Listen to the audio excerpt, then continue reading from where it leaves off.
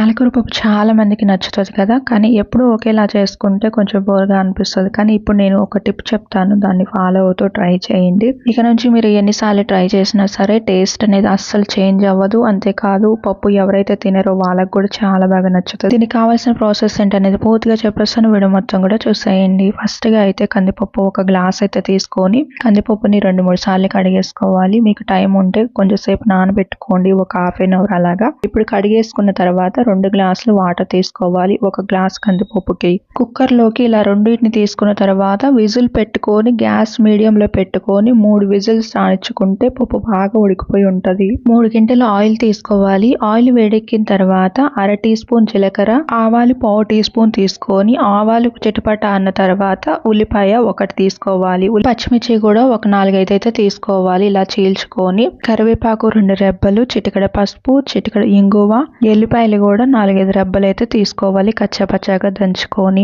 ఘాటుకు తగ్గట్టు ఎండుమిర్చి కూడా 4, 5 అయితే తుంపుకొని వేసుకోవాలి. ఉల్లిపాయలు 2, 3 నిమిషాలకి ఇలా మగ్గిపోయిన తర్వాత ఇప్పుడు పాలకూర తీసుకోవాలి. పాలకూర కూడా 4 కట్టలు అయితే తీసుకుంటున్నాం. మనం ఇక్కడ తీసుకున్న కందిపప్పుకి. మనం తీసుకున్న కందిపప్పు అయితే 200 గ్రాములు కందిపప్పు తీసుకున్నాము. చూసారా పప్పు అనేది బాగా ఉడికిపోయింది 3 విజిల్స్ కి. గ్యాస్ మీద నుంచి దించిన తర్వాత గెంటతో ఇలా బాగా కలిపేసుకుంటే మెత్తగా వచ్చేస్తుంది. ఒక పావు కప్పు వాటర్ పోసుకొని లూజ్గా కలిపి ఉంచుకోవాలి.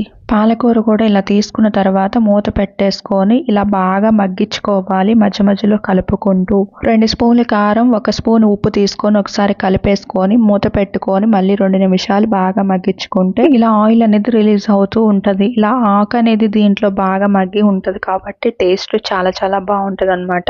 ఇప్పుడు పప్పు దీంట్లోకి వేసేసుకొని బాగా కలిసేటట్టు కలుపుకోవాలి. మళ్ళీ ఒక్కసారి మూత పెట్టుకొని గ్యాస్ మీడియంలో పెట్టుకొని ఒక 2-3 నిమిషాలు అయితే బాగా ఉడికించుకుంటే ఇలా బాగా ఉడికిపోయి దీంట్లో ఆయిల్ అనేది బాగా రిలీజ్ అవుతూ ఉంటది. ఇప్పుడు దీంట్లోకి పులుపుకి తగ్గట్టు చింతపండు రసం కూడా ఒక పావు కప్పు అయితే తీసుకొని వేసుకోవాలి. ఇలా వేసుకొని ఒకసారి కలిపేసుకొని మళ్ళీ మూత పెట్టి 2-3 నిమిషాలు బాగా ఉడికించుకోవాలి. 2-3 నిమిషాలకి బాగా ఉడికిపోయిన తర్వాత ఈ స్టేజ్ లో ఉప్పు సరిపోయిందా లేదా చూసుకొని ఒకవేళ సరిపోతే అడ్జస్ట్ చేసుకొని ఇంకా స్టవ్ ఆఫ్ చేసేసుకొని దీన్ని పక్కన పెట్టుకోవాలి. ఇంకా నెక్స్ట్ ప్రాసెస్ ఉంది. అసలు ప్రాసెస్ ఇదే అన్నమాట. అప్పుడు ఇంకా టేస్ట్ బాగా వస్తుంది.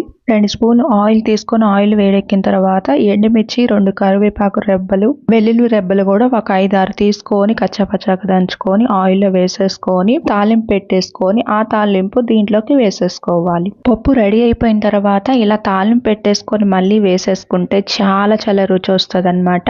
పాలకూర పప్పు నార్మల్ గా పప్పులోనే ఆకేసి ఎవరైనా పప్పు వండుకుంటారు. కానీ ఆ టేస్ట్ కంటే కూడా ఇలా చేసుకుంటే చాలా చాలా బాగుంటది అనమాట. పప్పు కూడా బాగా ఉడికిపోయి ఉంటది. పప్పులో ఆకేయడం వల్ల పప్పు కూడా అంత తొందరగా ఉడకదు. మీరు ఒకసారి ట్రై చేయండి. ఈ ప్రాసెస్ లో మీకు కూడా నచ్చుతుంది.